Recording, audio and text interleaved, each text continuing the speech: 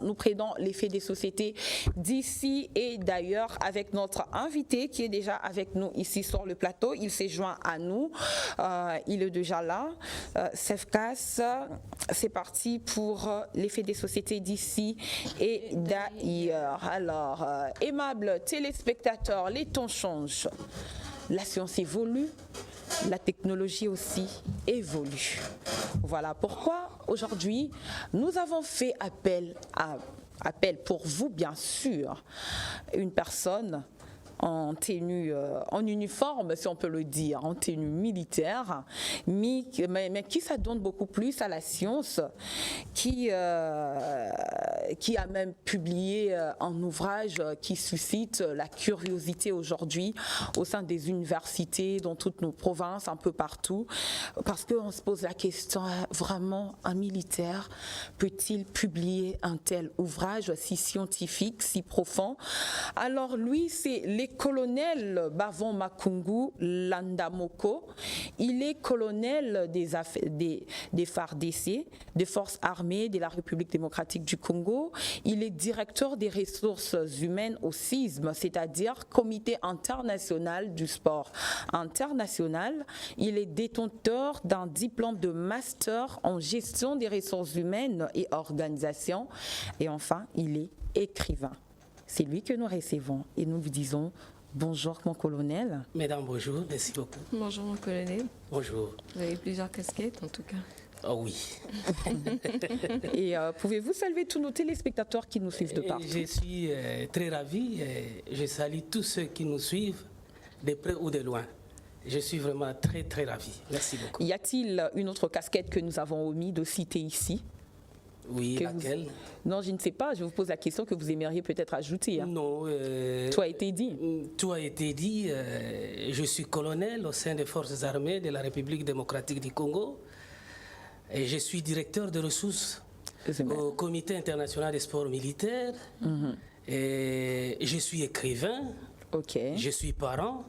Je suis ce que vous voyez. Voilà. Merci beaucoup. Merci. Et vous êtes auteur de ces livres, de cet ouvrage, Guide pratique des gestions des ressources humaines. Cet ouvrage que nous sommes en train de voir. Alors, Sefkas, à vous l'antenne. Mon colonel, j'ai une petite question. Oui. Entre deux jeux, c'est quoi les ressources humaines? Bon, c'est vaste, mais c'est petit. Okay. En résumé. En résumé. En résumé, en deux mots, je dirais les ressources humaines, c'est la considération de l'homme en milieu professionnel, en milieu du travail. Wow.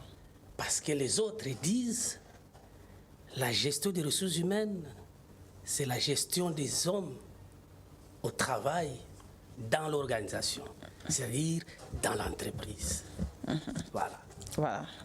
Pensez-vous que l'homme est considéré au Congo, étant donné que vous avez établi une comparaison avec les hommes dans d'autres cieux?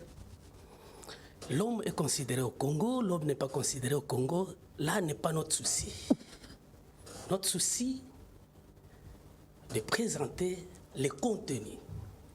C'est dans ces contenus-là que chacun va se retrouver.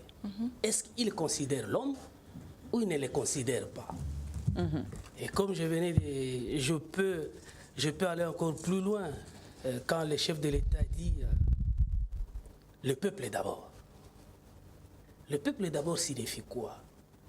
Ce n'est pas au président de la République d'acheter les cossettes de manioc, d'acheter les mpiodi, les poissons, tout ça, aller au marché, commencer à donner au peuple. Non. C'est-à-dire le peuple d'abord, dans chaque secteur, chacun ce qui le concerne, doit tout faire. Or, scientifiquement, nous, ce qui nous concerne, c'est de conscientiser les gestionnaires des ressources humaines, n'est-ce pas? Lorsque les gestionnaires sont conscients de la bonne gestion, n'est-ce pas? Alors, à ce moment-là, les salariés vont se retrouver. Les salariés seront considérés. C'est-à-dire, vous et nous serons en bonne santé. Pourquoi le choix sur cette thématique alors que nous le savons tous que dans le cerveau de militaire, il y a plusieurs matières à traiter? Cette question me renvoie plus loin. C'est comme si, tout à l'heure, quand je suivais le pasteur,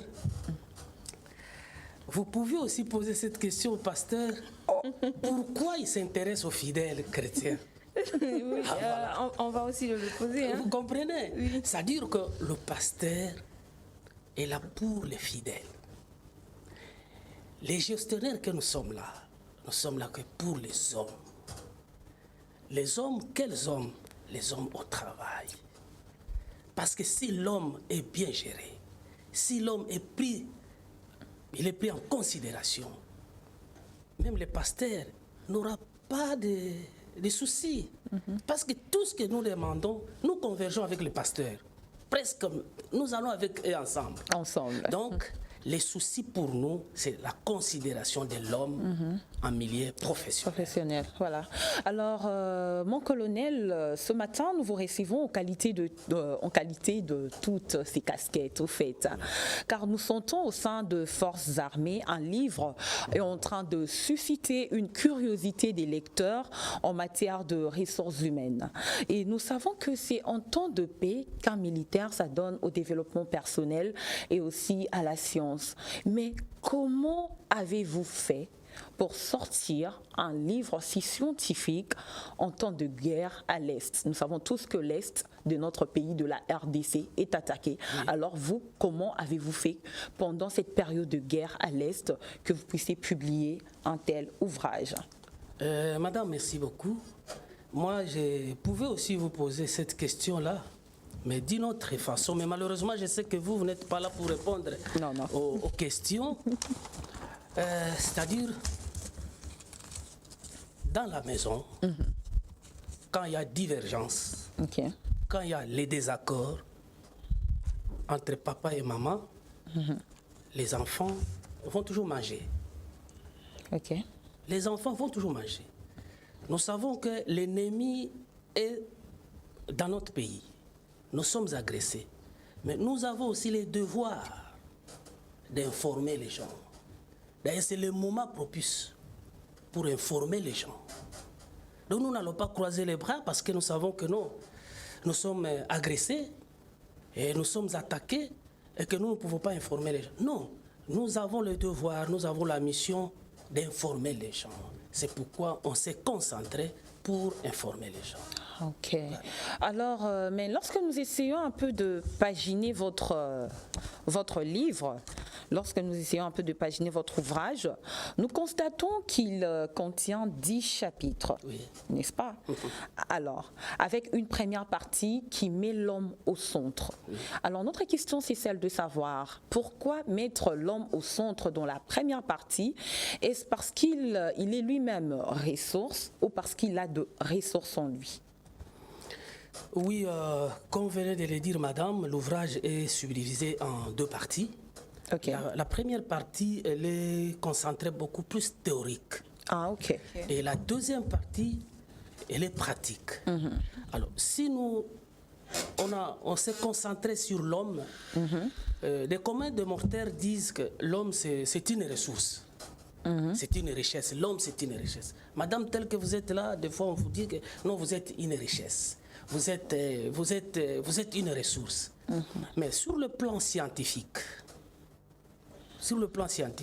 quand nous avons interrogé Jean-Marie Parenti, il nous dit non, l'homme n'est pas une ressource. L'homme a des ressources. L'homme a de l'intelligence. L'homme a des richesses en lui. Donc, en milieu professionnel, il faut chercher à exploiter l'intelligence de l'homme. Il faut chercher à sortir la richesse de l'homme. D'ailleurs, on pouvait dire en d'autres termes, la gestion des richesses de l'homme. La gestion des richesses de l'homme. Voilà. Au lieu, gestion des ressources humaines. Vous voyez? Donc, pour Parenti, il ne considère pas, il voit comme ça, c'est l'enveloppe. Mais c'est dans cette enveloppe où il y a le texte qui est dans cette enveloppe, qui égorge des richesses, qui égorge des ressources. Alors nous devons tout faire pour sortir ces ressources-là, et ce sont ces ressources-là qui vont rayonner l'entreprise. rayonner l'environnement. Parce que le travail, nous le disons, le travail c'est une richesse. Celui qui travaille, il est noble, il est riche. Et celui qui ne travaille pas, il est frustré. N'est-ce pas? Il est frustré. Voilà, c'est ça. Et dans le deuxième chapitre, vous avez souligné sur la dotation en ressources humaines, mon colonel. Or, si vous allez chez vous, dans votre domaine militaire, bien sûr, la dotation, c'est le fait que vous puissiez équiper quelqu'un et lui doter de ce dont il doit mettre en exercice pour bien travailler. Mais dans les ressources humaines, mon colonel, qu'est-ce que la dotation vient faire? Madame, merci beaucoup. Vous êtes journaliste. Vous êtes journaliste. Vous avez un langage journalistique que nous ne pouvons pas maîtriser aussi. Et en gestion des ressources humaines aussi, c'est la même chose. Il y a des langages, il y a des textes, il y a des jargons. Dirais-je, il y a des jargons purement réservés aux gestionnaires des ressources humaines. C'est-à-dire ici, quand nous parlons de la dotation, en quelque sorte, je voudrais dire le recrutement. Ah bon? Voilà. Comment ça? Ah voilà. Comment ça? Un peu vous nous surprenez là. Non, non, c'est comme ça que vous devez. Je vous enseigne, je vous informe. Bien sûr. N'est-ce pas? C'est-à-dire un gestionnaire averti, formé, il ne peut pas parler directement de recrutement. Oh. Parce que ça, c'est un terme connu même de ceux-là qui n'ont pas été à l'école. Alors, pour pousser quelqu'un à comprendre, on dit c'est une dotation. Ok. Voilà. Dotation en ressources humaines. Dotation en ressources humaines. Ok. C'est-à-dire, c'est le recrutement. Wow. Mais il y a des étapes maintenant. Il faut entrer, il faut avoir le temps de comprendre quelles sont les étapes À suivre. à suivre pour réaliser un très bon recrutement, une très bonne dotation en ressources. Et tout ça, C'est à l'intérieur. c'est repris à l'intérieur de cet à ouvrage. l'intérieur, Waouh. Mon colonel, est-ce qu'un gestionnaire de ressources humaines peut-il résoudre les conflits d'une entreprise au sein d'une entreprise? Oui. D'abord, un gestionnaire de ressources humaines, c'est le responsable des hommes. C'est vraiment lui qui est à la base. C'est-à-dire, aujourd'hui, si vous ne parvenez pas à résoudre les problèmes au sein de votre entité, de votre entreprise, alors vous n'êtes pas un gestionnaire de ressources humaines. Parce que c'est lui le moteur, c'est lui la base. Alors, je voudrais profiter, mesdames, s'il vous plaît, Bien sûr. pour donner les 4 caractéristiques Ok. d'un gestionnaire de ressources humaines. Ah bon? Allez-y, mon colonel. Un gestionnaire de ressources humaines doit avoir le caractéristique d'un juriste. Oh. Il doit avoir les caractéristiques d'un financier. Il doit avoir la caractéristique d'un psychologue. Et il doit avoir la caractéristique d'un pédagogue. Wow. Voilà. Juriste administratif, pourquoi? Pourquoi? Ah voilà. Parce que vous savez que le droit réglemente les comportements des gens dans la société. Alors, un gestionnaire des ressources humaines, un directeur des ressources humaines, qui n'a pas de notion de droit, mais il aura des problèmes, non? Comment il va recadrer les autres? Et s'il interprète très mal, sa place est où? À l'auditorat, chez nous, ou au parquet, chez les civils. Vous comprenez déjà? Donc, il doit avoir cette casquette-là. C'est un juriste de formation. Il doit avoir un financier. Mais oui, parce que c'est le directeur des ressources humaines qui paye. Il doit maîtriser ce qu'on appelle la politique de rémunération Voilà. au sein de l'entreprise. Et c'est repris dans les livres. Il y en a. La politique de la rémunération. Oui. Et donc, lui, il doit connaître, interpréter même le bulletin de paye. Comment calculer les salaires et comment licencier quelqu'un. Quelles sont les procédures. Tout ça, lui, il doit connaître. Et quand je parle, il doit avoir la casquette d'un psychologue. Ah mais oui, entre l'homme et l'animal, qu'est-ce qui nous différencie? C'est la psychologie. La psychologie. N'est-ce pas? L'instinct. L'homme réfléchit. Donc, un psychologue, un directeur de ressources humaines, c'est quelqu'un qui doit connaître chacun. Il doit lire les gens, comprendre, pénétrer les gens. Hein, il n'est pas impulsif. Il sait que non, madame vient d'arriver. D'habitude, il n'est pas comme ça. En tout cas, il doit y avoir un problème. N'est-ce pas? Alors, madame qui entre avec cet état-là d'un petit, comment tu viens en retard? Non. Est-ce que vous savez, pendant le parcours, qu'est-ce qui lui est arrivé à la maison? Peut-être l'enfant était malade. Peut-être. Voilà. Et un pédagogue. Donc, c'est quelqu'un, un communicateur. Quelqu'un qui parle bien, clair, précis. Donc, qui fixe les objectifs. Il ne parle pas en parabole. Que les autres puissent interpréter. Non. Il faut dire ce qu'il faut faire et comment le faire. Et comment le faire. Voilà.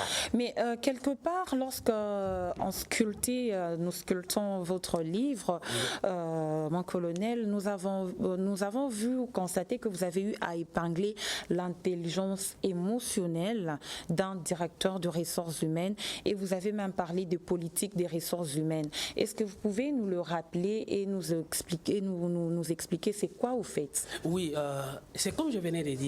L'intelligence émotionnelle, c'est Daniel Goleman.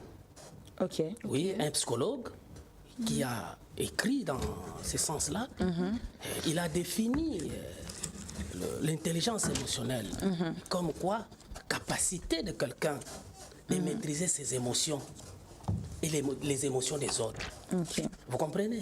C'est-à-dire que vous, en tant que gestionnaire de ressources humaines, vous devez commencer par maîtriser vos émotions.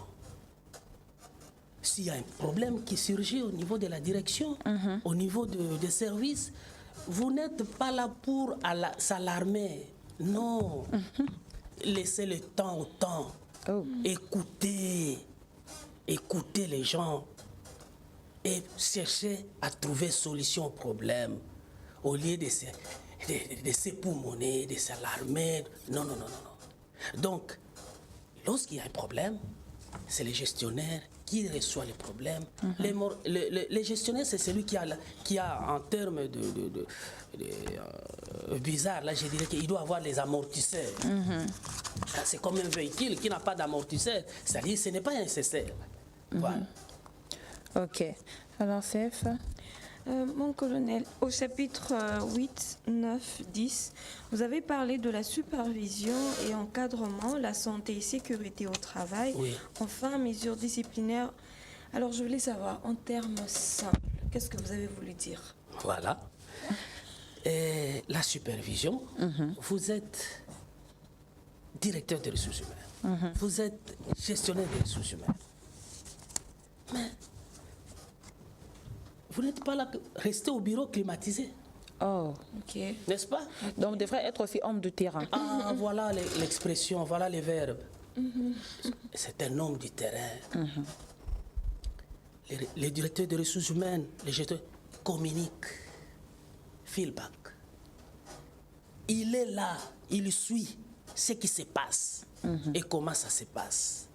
Il écoute, il est sur terrain. Dans la supervision, nous avions parlé de communication. Voilà. N'est-ce pas? Voilà. Et nous avons parlé de leadership. Il y en a, ouais. N'est-ce pas? Nous avons parlé de mobilisation. La motivation. Nous avons parlé de motivation. Parce qu'il y a une différence entre mobilisation et motivation. Laquelle déjà, si on peut savoir, hein, c'est voilà. Ouais. Quand on parle de la mobilisation, on est devant la masse, une équipe. Et là-dedans, vous allez voir une équipe mobilisée. Comment constater qu'une équipe est mobilisée et qui ne l'est pas? Comment? Ah là, il faut entrer maintenant dedans. Oh là là, il faut acheter le livre voilà. Pour découvrir les mystères cachés. Oh là là. Et quand on parle de la motivation, là on voit d'une manière singulière, d'une manière personnelle. Quels sont les mécanismes qu'il faut mettre sur pied pour motiver quelqu'un? Et parce que les gens pensent, pour motiver quelqu'un, il faut avoir l'argent. Il faut payer de l'argent. Non. Alors, il faut faire Mesdames, quoi? c'est archaïque cette histoire. Mais non, il faut faire quoi? Ah, voilà. Mais parce que l'argent motive. Hein. Quand je sais que non, je dois produire quelque chose et puis moi, à la fin... je vous dis que l'argent ne motive pas. Alors, ça fait quoi? L'argent, c'est un des éléments dans dans ce qu'on appelle motivation. Mais l'argent en soi n'est pas là pour motiver. Ah ouais. Mais il y a plusieurs paramètres pour motiver quelqu'un. Madame, je peux prendre un exemple. Bien sûr. Lorsque vous allez lire, là, vous allez comprendre. À la fin du mois, on te paye. Madame Mombo vient. On sort un billet de $100, on jette. Ton $100 est là. Aïe. On a tout compris. Déjà, vous êtes, vous-même, vous n'êtes plus dans votre corps, non? Bien sûr, N'est-ce pas? bien sûr. Est-ce que c'est l'argent qui vous motive? Non, non, Voilà. du tout. Mais madame, elle est là, je l'appelle, mamie vient. Vous comprenez ce que nous avions réalisé? Vous-même, vous êtes témoin, non? En tout cas, prenez d'abord les $50. Oh là là. Et je crois que la semaine prochaine, ou bien, avec le temps, nous allons voir. Madame sera contente parce qu'elle est témoin oculaire, parce qu'elle a participé. Elle est là, elle reçoit, elle sait que non. Vous avez reçu $100, mais vous êtes frustré. Et vous aurez des maux d'estomac, Voilà. n'est-ce pas? Parce que vous n'êtes pas considéré. Manque de considération. Vous Voilà, comprenez? voilà. La considération motive. Le statut, la fonction que vous avez motive. N'est-ce pas? Le langage motive. Impliquer les gens pour la réussite de l'action. Si vous, tel que nous sommes là, tu tombes malade, ton chef direct se déplace jusque chez toi à la Oh maison. là là, quelle motivation. Je vais rendre visite à mamie parce qu'elle est malade. Oh là là. Là, vous comprenez déjà? Vous serez déjà touché, vous vous sentirez aimé, considéré et tout. Et les gens, la Bible dit, un passage biblique, je crois, ils disent, Mokonzi ayebi ngai na kombo na ngai. Ça fait du bien. Hein, Tu comprends? Mokonzi ayebi ngai. Donc, quelqu'un qui est plus bas là, il réalise que non, les chefs, les directeurs des ressources humaines les connaissent. Il va même chez lui à la maison. Mais mon colonel, j'ai une toute petite question de curiosité, hein, Sèvres. En parlant de tout ça, il y a une question qui me taraude l'esprit. Quel danger court une entreprise qui n'a pas une direction des ressources humaines bien assise? Mais c'est une entreprise, c'est comme si vous dites que quel danger court-il lorsque quelqu'un est là vivant, mais il n'a pas sa tête. Hein? Ok. Mais ce n'est pas une entreprise. Exact. Parce qu'elle est vouée à l'échec. Donc, une entreprise qui n'a pas de direction des ressources humaines n'est pas une entreprise. Elle n'est pas une entreprise. Et elle est vouée à l'échec. Totalement à l'échec. C'est pourquoi vous allez voir, ils n'ont pas la politique de rétention du personnel, Aïe. ils n'ont pas la politique. Non, ils n'ont rien. Ils n'ont rien. Aujourd'hui, tu entres, demain, on te chasse, demain, tu vas là-bas, et demain. On peut te chasser comme ils veulent. Voilà. Il n'y a même pas de mesures Il y en a disciplinaires, pas. Il y en comme a vous l'avez pas. dit au Voilà. 10e chapitre. Il n'y en a pas. Or, il y a le barème des sanctions, Ok. n'est-ce pas? On ne peut pas te sanctionner directement parce que tu as commis une infraction et directement, non, appeler quelqu'un. Ok.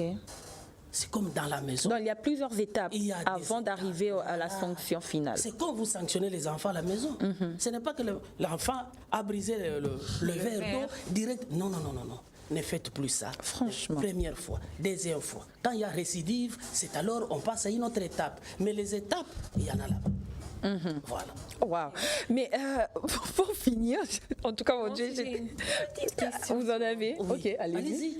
Et ma petite question, c'est de savoir, avec toutes les tâches que vous devez assumer, comment vous trouvez, ou quand est-ce que vous trouvez le temps pour écrire? Franchement, Le temps, bonne question.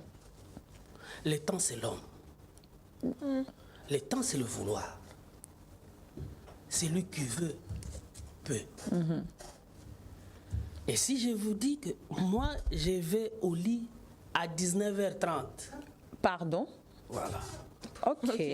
Je vais au lit à 19h30. On sent l'organisation alors.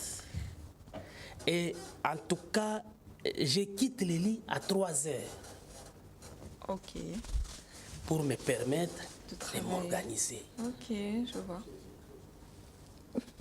Et déjà à 5h30, moi je ne suis plus à la maison.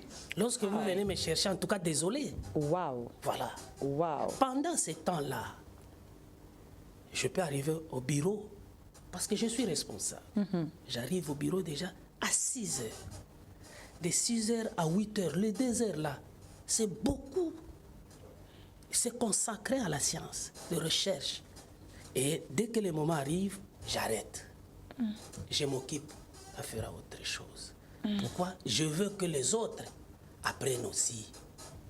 Donc vous parvenez quand même à concilier votre travail. Exactement. Wow. C'est pourquoi j'avais dit que l'homme a plusieurs facettes. Tel que vous êtes là, n'est-ce pas? Ici, vous êtes journaliste. À la maison, vous êtes maman. Et ailleurs, vous êtes tante maternelle. Et ainsi de suite. Donc, partout où tu te présentes, il faut avoir votre profil. Et en fonction de ces profils-là, que vous allez travailler. Donc un profil singulier, particulier. Exact. Alors pour finir, mon colonel, on aimerait savoir, en attendant le vernissage du livre, parce que vous n'avez pas encore fait les vernissages. Non, le vernissage, je crois que la première quinzaine du mois d'octobre, le vernissage va intervenir. Alors, comment s'est procuré cet ouvrage? Et en passant juste par curiosité, votre ouvrage avait été préfacé par qui? Oui, le guide pratique de gestion des ressources humaines a été préfacé par le docteur professeur ordinaire Kimwanga Kenny Pellerin. Ah, ok. Lui, il était